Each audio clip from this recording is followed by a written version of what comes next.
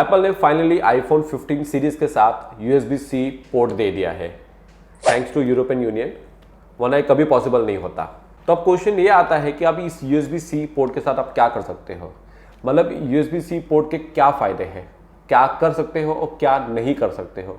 नहीं कर सकते तो मैं बोलूँगा कि आप अभी फ्लेक्स नहीं कर सकते हो। आप ये नहीं बोल सकते कि आईफोन का मुझे चार्जर चाहिए, क्योंकि आप किसी भी USB-C के साथ उसको आप चार्ज कर सकते हो।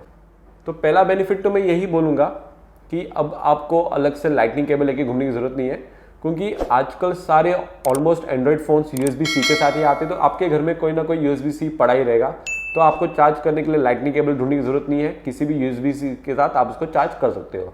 हाँ, ऑब्वियसली थोड़ा चार्जिंग स्पीड कम ज़्यादा रहेगा एज़ पर आपका वो चार्जर कितने वॉट का है। वैसे ही 20 वॉट को सपोर्ट करता है। कोई भी आपको अलग से एप्पल सर्टिफाइड USB-C की ज़रूरत नहीं है। तो वही मैं डेटा ट्रांसफर स्पीड की बात करूँ तो जो नॉर्मल आईफोन 15 है, नॉन प्रो सीरीज़ है, उसमें आपको USB 2 मिलता है, जो कि बेसिकली लाइटनिंग केबल वाला ही स्पीड मिलता है, जिसका स्पीड है अप टू 480 Mbps का। कुछ एक्स्ट्रा ऑर्डिनरी स्पीड आपको नहीं मिलता है। ऑब्वियसली नॉन प्रो है तो वहाँ पे उन्होंने लिमिटेशन रखा है। वही अगर आप प्रो वर्जन के लिए जाते हो तो वहाँ पे आपको USB 3 मिल जाता है, तो जिसका स्पीड आपको 10 Gbps का स्पीड मिल जाता है, जो कि काफ़ी ज़्यादा है। लेकिन अगेन आपको बॉक्स के साथ 15 नॉन प्रो प्रो दोनों में आपको नॉर्मल चार्जिंग केबल ही मिलता है, वहाँ पे आपको हाई स्पीड वाला केबल नहीं मिलता है। बट आप कोई भी थर्ड पार्टी का केबल आप यूज़ कर सकते हो डेटा ट्रांसफर करने के लिए। दूसरा जो सबसे बड़ा बेनिफिट है वो आपको मिलता है कि डेटा ट्रांसफर बहुत ईजिली हो जाता है। मतलब केबल के थ्रू की बात ही नहीं कर रहा हूँ, नॉर्मल पेन ड्राइव वगैरह से भी आप ट्रांसफर कर सकते हो। मतलब आपका टाइप सी है, तो अगर आजकल बहुत ड्यूल टाइप के आपके पेन ड्राइव्स आते हैं जहाँ पे टाइप ए होता है, टाइप सी होता है, तो आपने अपना टाइप सी से डेटा यहाँ से ट्रांसफर किया और आप किसी भी पीसी को या फिर किसी और मोबाइल को आराम से आप लगा के डेटा ट्रांसफर कर सकते हो। सेम वहाँ से भी आपका डेटा इजीली आपके फोन में ट्रांसफर हो जाता है। तो पहले क्या करना पड़ता था, अलग से कनेक्टर लेना पड़ता था जो लाइटनिंग टू टाइप ए या लाइटनिंग टू टाइप सी होता था। बट आपको टाइप सी के कनेक्टर वाले पेन ड्राइव बहुत आराम से बहुत कॉमनली मिल जाते हैं, तो ये डेटा ट्रांसफर काफ़ी इजी हो गया है। इसके थर्ड बेनिफिट की बात करूँ तो जो कि मुझे बहुत सही फीचर इसका लगा है, जैसे आपको पता है कि आईफोन में आपको प्रोरेस वीडियोस मिल जाते हैं, जो कि काफ़ी बड़ा GB स्पेस ले लेता है। तो अगर आपके मोबाइल में ज़्यादा स्पेस नहीं है तो वहाँ पे वो आप इस हाई एंड प्रोरेस वीडियोस नहीं ले सकते हो। बट आपके पास एक अभी ऑप्शन है, मतलब आप अपने पेन ड्राइव या फिर SSD कुछ भी आप अपने आईफोन के साथ कनेक्ट कीजिए और आपका जो रिकॉर्डिंग है वो डायरेक्टली आपके पेन ड्राइव में या फिर आपके SSD में चला जाएगा, और उस पेन ड्राइव को निकाल के आप अगेन अपने PC वगैरह कहीं दूसरे डिवाइस में इजीली कनेक्ट कर सकते हो। तो ये काम बहुत आसान कर दिया है।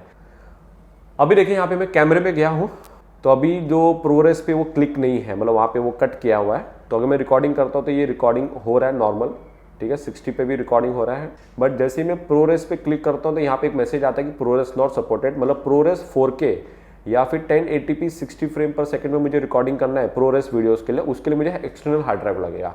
अब देखिए यहाँ पे मेरे पास पेन ड्राइव है, मैंने यहाँ पे पेन ड्राइव लगाया, जैसे मैंने पेन ड्राइव लगाया ये ऑप्शन चला गया, अब मैं आराम से रिकॉर्डिंग कर सकता हूँ। अभी जो आपका रिकॉर्डिंग हो रहा है वो प्रोरेस में रिकॉर्डिंग हो रहा है और आपका ये डेटा सेव हो रहा है सीधा कहाँ पे, एक्सटर्नल हार्ड ड्राइव में। वहाँ पे एक नया फोल्डर बनेगा एप्पल, वहाँ पे आप देखिए यहाँ पे आपके फोल्डर में आपको आपका वीडियो मिल गया है, और अगेन उसको निकाल के आप इजीली किसी भी डिवाइस के साथ कनेक्ट करके इसको ट्रांसफर कर सकते हो। तो काफ़ी सारा काम उन्होंने यहाँ पे आसान कर दिया है। फिर इसको नेक्स्ट अगर मैं बात करूँ तो वो है रिवर्स चार्जिंग की, जो कि ऑब्वियसली एंड्रॉयड में बहुत पहले से है। इनफैक्ट एंड्रॉयड में तो सैमसंग में तो वायरलेस भी मिलता है, रिवर्स चार्जिंग मिल जाता है। टेक्निकली उन्होंने यहाँ पे अपने वेबसाइट पे ज़्यादा कुछ मेंशन नहीं किया, उन्होंने सिर्फ इतना बोला कि आपके एक्सेसरीज को वो चार्ज कर सकता है। तो एक्सेसरीज में आपका जैसे एयरपोर्ट्स आता है, फिर आपका एप्पल वॉच आ जाता है। तो वैसे तो ये 4.5 वॉट का ही आउटपुट दे रहा है, तो जिससे मैंने आपको बता रही एयरपोर्ट्स हो गया, आपका एप्पल वॉच हो गया। और इनफैक्ट इतना ही नहीं, सिर्फ एप्पल के ही नहीं, आप कोई भी डिवाइसेस, मतलब जैसे सैमसंग के मेरे पास ये देखो एयरपॉड्स है वो चार्ज हो रहे हैं, ये मेरे पास नथिंग का है वो भी चार्ज हो रहा है, मतलब आप दूसरे एक्सेसरीज को भी चार्ज कर सकते हो। तो एक्सेसरीज बहुत सारे चार्ज हो जाएंगे। अच्छा, इनफैक्ट ये दूसरे फ़ोन को भी चार्ज कर सकता है।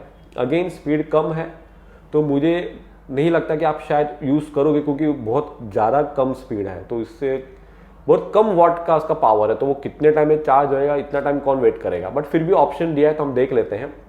अच्छा, अभी सबसे पहले बात करूँगा तो आपके पुराने आईफोन्स हैं जिनमें लाइटनिंग केबल है, अगर आप इसको कनेक्ट करते हो लाइटनिंग केबल के आईफोन के साथ, तो ये हमेशा लाइटनिंग केबल के आईफोन को ही चार्ज करेगा। बैटरी उसकी कितनी भी होने दो, मतलब इसकी समझो 20% बैटरी है और आपके लाइटनिंग केबल वाले की 80% बैटरी, फिर भी वो लाइटनिंग केबल वाले को ही चार्ज करेगा।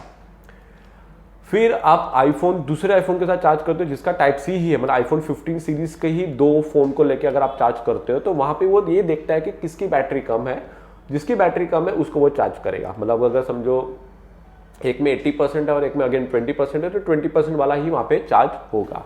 अच्छा, ये आपका एंड्रॉयड फोन भी चार्ज करेगा, जैसे कि मेरे पास यहाँ पे सैमसंग का S22 प्लस है, लेकिन मुझे यहाँ पे एक प्रॉब्लम आया है कि आपका एंड्रॉयड का बैटरी कितना भी होने दो, मतलब आईफोन का और एंड्रॉयड का बैटरी कितना भी होने दो, वो हमेशा मेरा आईफोन ही चार्ज करेगा। कहने का मतलब क्या, अगर मेरा एंड्रॉयड का फोन का जो बैटरी है 20% है और आईफोन 80% है तो भी वो आईफोन ही चार्ज होएगा। तो हर एक केस में वो मैंने अभी तक देखा कि वो मेरा आईफोन ही चार्ज कर रहा है। मैंने यहाँ तक कि सैमसंग का टैब भी यूज किया, उसके साथ भी कनेक्ट किया है, अगेन टैब का बैटरी कितना है डजेंट मैटर, वो मेरा आईफोन ही चार्ज हो रहा है। अच्छा, मैंने अगर अपना सैमसंग का फोन स्विच ऑफ किया, जैसे बंद है, ठीक है, आप देख सकते हो नहीं चल रहा है, तो अगर मैं अभी इसको चार्जिंग पे लगाऊंगा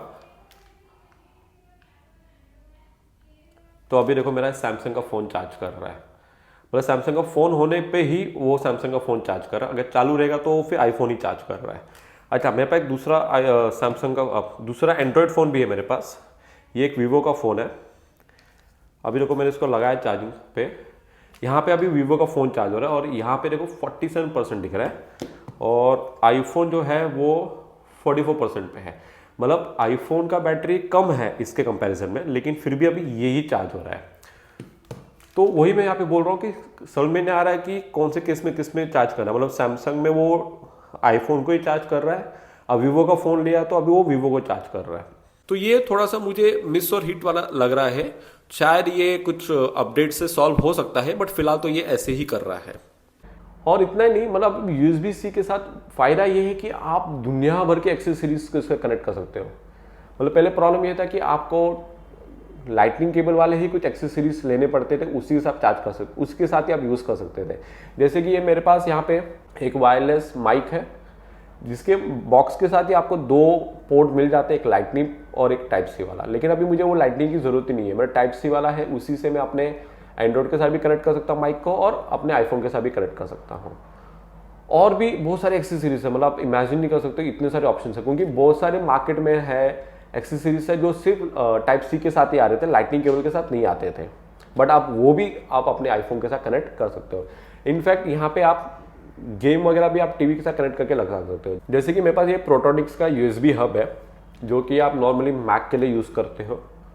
तो वहाँ पे कैसा कि अभी तो पोर्ट्स ज़्यादा आ गए, पहले पोर्ट्स कम थे, तो आपका ये टाइप सी आपके मैक में लग जाता था और आपको और बहुत सारे ऑप्शंस मिले। जैसे यहाँ पे मुझे 2 USB-A का ऑप्शन है, 2 टाइप सी का ऑप्शन है, एक टाइप सी से वो चार्ज होएगा और एक टाइप सी से मैं अपने दूसरे डिवाइस को कनेक्ट कर सकता हूँ। माइक्रो SD का भी ऑप्शन दिया हुआ है और HDMI का ऑप्शन दिया हुआ है। तो इस कनेक्टर से मैं अपने टीवी के साथ HDMI से कनेक्ट कर सकता हूँ। जैसे मेरे को यहाँ पे मैंने कनेक्ट किया है तो मेरा ये बेसिकली स्क्रीन मिररिंग यहाँ पे हो गया है, जो कि बहुत ईजिली तरीके से हो गया है। वरना आपको पहले ये लाइटिंग केबल वाला कनेक्टर ढूंढना पड़ता है, बट ये कैसा, ये सस्ते में और बहुत सारे ऑप्शंस आपको अभी मिल जाते हैं। अब रिसेंटली उन्होंने रेसिडेंट इवल विलेज करके उन्होंने लॉन्च किया है, सिर्फ आईफोन 15 सीरीज के साथ के लिए ही लॉन्च किया हुआ है, जो कि कंसोल गेम है, जो कि उन्होंने अभी आईफोन 15 में दे दिया है। तो वो भी आप खेल सकते हो। जैसे यहाँ पे देखो मैंने ऑलरेडी यहाँ पे लगाया हुआ है, मैं फिलहाल इसको अपने मोबाइल से ही चला रहा हूँ। अगर आपके पास गेमिंग कंसोल है, मतलब आपके पास अगर कंट्रोलर है, गेमिंग कंट्रोलर है, तो ब्लूटूथ के साथ अपने आईफोन को कनेक्ट कर सकते हो और आईफोन को आप आराम से टीवी के नीचे रखकर दूर बैठे आप आराम से गेम का मजा ले सकते हो और बहुत ज़्यादा मज़ा आएगा गेम खेलने में। और जैसे बताया कि USB हब है मेरे पास, तो ये USB हब भी अब इसको लग जाता है और बहुत बेनिफिट क्या हो गया कि HDMI तो आपका कनेक्ट हो ही रहा है। दूसरा, जितने पोर्ट दिए मैंने यहाँ पे ना एक एक करके हर एक पोर्ट पे कनेक्ट करता हूँ। जैसे सबसे पहले मैंने यहाँ पे अपना पेन ड्राइव कनेक्ट किया है, देखो यहाँ पे उसका दिख रहा है, पेन ड्राइव का वो यहाँ पे नाम आ गया है। यहाँ पे मेरा अपना ये हार्ड ड्राइव लगा है, ये हार्ड ड्राइव मेरा 10 TB का हार्ड ड्राइव है, देखो ये भी यहाँ पे ऑप्शन में शो कर रहा है। फिर यहाँ पे देखो मैंने अपना SSD कार्ड लगाया, वो भी यहाँ पे शो कर रहा है।